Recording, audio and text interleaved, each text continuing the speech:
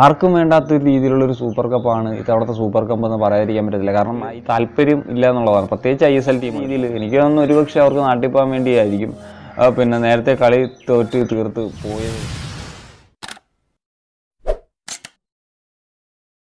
Hi friends, it's me Abi Basharaf and എല്ലാവർക്കും ഫുട്ബോളിൻ്റെ മറ്റൊരു വീഡിയോയിലേക്ക് സ്വാഗതം. നമ്മുടെ ചാനൽ തുടങ്ങിയിട്ട് ഇന്നലത്തേക്ക് ഇപ്പം ഒരു വർഷം കഴിഞ്ഞിരിക്കുകയാണ്. ഏതായാലും വളരെ അടിപൊളിയായിട്ടുള്ളൊരു ജേർണി ആയിരുന്നു.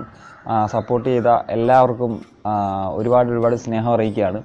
ഏതായാലും നമ്മൾ ഇന്നത്തെ ഒരു വീഡിയോയിൽ ചെയ്യാൻ പോകുന്നത് ഇപ്പോൾ സൂപ്പർ കപ്പ് നടക്കുകയാണ്. സൂപ്പർ കപ്പിൻ്റെ 2ാം എഡിഷനാണ് ഇപ്പോൾ ഇന്നലെ സ്റ്റാർട്ട് ചെയ്തത്. അപ്പം കഴിഞ്ഞ ദിവസം സ്റ്റാർട്ട് ചെയ്ത സൂപ്പർ കപ്പിന് എന്താണ് സത്യം പറഞ്ഞാൽ AFF സൂപ്പർ കപ്പ് കൊണ്ട് ഉദ്ദേശിക്കുന്നത് എന്നുള്ളതാണ്. നമുക്ക് ഈ ഒരു വീഡിയോയിൽ ഞാൻ അതിനെപ്പറ്റി എന്താണ് ഡിസ്കസ് ചെയ്യാമെന്ന് ഞാൻ സൂപ്പർ കപ്പിൻ്റെ വീഡിയോ എന്ന് പല ആളുകളും പറഞ്ഞിട്ടുണ്ട്. പക്ഷേ സൂപ്പർ കപ്പിനെ പറ്റി പറയുകയാണെങ്കിൽ ആർക്കും വേണ്ടാത്ത രീതിയിലുള്ളൊരു സൂപ്പർ കപ്പാണ് ഇത്തവണത്തെ സൂപ്പർ കപ്പ് എന്ന് പറയാതിരിക്കാൻ പറ്റത്തില്ല. കാരണം ഐ ലീഗ് ടീമുകളുടെ പ്രശ്നങ്ങളുമൊക്കെ നമ്മൾ അറിഞ്ഞതാണ്. പക്ഷേ അതല്ല, ഈ ഒരു സൂപ്പർ കപ്പ് നടക്കുന്ന ഒരു കാലാവധി, അതായത് ISL കഴിഞ്ഞിട്ട് 2 ആഴ്ച കഴിഞ്ഞ് ഒരു വേദിയിൽ വെച്ചിട്ട് 16 ടീമുകൾ അണി നടക്കുന്ന ഒരു ലീഗായിട്ടാണ് ഇപ്പോൾ സൂപ്പർ കപ്പ് നടക്കുന്നത്. ഈ ഒരു ലീഗ് കൊണ്ട് അതായത് യാതൊരു വിധത്തിലും മെച്ചമില്ല. ഇപ്പം 16 ടീമുകളായിട്ട് 9 ISL ടീമുകളും അതുപോലെ തന്നെ 6 ഐ ലീഗ് ടീമുകളുമാണ് ഇതിൽ പങ്കെടുക്കുന്നത്.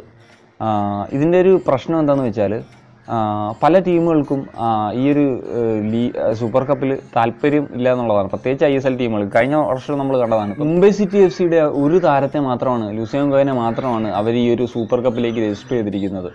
പല ISL ടീമുകളും ഈ ഒരു കാര്യത്തിൽ ഇപ്പം കേരള ബ്ലാസ്റ്റേഴ്സിനെ മത്സരം എടുത്തു കഴിഞ്ഞാലും ഇന്ത്യൻ ആരോസുമായിട്ട് 2 ഗോളുകൾക്കാണ് തോറ്റത്. ആ ഒരു മത്സരം കണ്ടാൽ അറിയാം താരങ്ങൾക്ക് വേണ്ടാത്ത രീതിയിൽ. എനിക്ക് തോന്നുന്നു ഒരുപക്ഷെ അവർക്ക് നാട്ടിൽ പോകാൻ വേണ്ടിയായിരിക്കും പിന്നെ നേരത്തെ കളി തോറ്റ് തീർത്ത് പോയത്.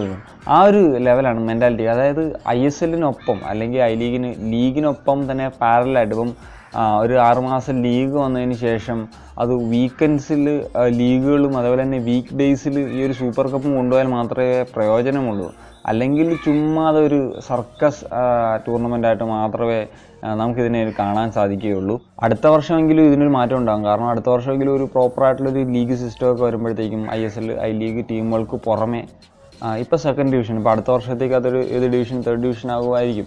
ആ ടീമുകളെയും കൂടി ഉൾപ്പെടുത്തി ചിലപ്പോൾ 32 ടീമുകൾ ഉൾപ്പെടുത്തി ലീഗിനൊപ്പം തന്നെ പാരലായിട്ട് നടത്തുന്നതായിരിക്കും. അപ്പം ഇത് സത്യം പറഞ്ഞാൽ ക്ലബ്ബുകൾക്ക് തന്നെ നഷ്ടമാണ്. പ്രത്യേകിച്ച് നമുക്കറിയാം ഇന്ത്യൻ ഫുട്ബോൾ ടീമുകൾ എല്ലാ ക്ലബ്ബുകളും നഷ്ടത്തിലാണെന്നുള്ള കാര്യം പറയാം. അതിനൊപ്പം തന്നെ ഈ ഒരു സ്പെഷ്യൽ ഒരു ടൂർണമെൻറ്റിന് വേണ്ടി 2 ആഴ്ച വെയിറ്റ് ചെയ്യുക, പ്ലെയേഴ്സിനെ വീണ്ടും കോൺട്രാക്റ്റ് എക്സ്റ്റെൻഡ് ചെയ്ത് പിന്നെ ഒരു ടൂർണമെൻറ്റ് വേറൊരു സ്ഥലത്ത് കൊണ്ടുപോയി അതിനുള്ള ചിലവ് അത് തന്നെയാണ്. നമ്മൾ മുംബൈയുടെ കളിയൊക്കെ കണ്ടാൽ തന്നെ അറിയാം അവർക്ക് ഒന്നാമത് പല ക്ലബ്ബുകളും നഷ്ടത്തിലാണ്.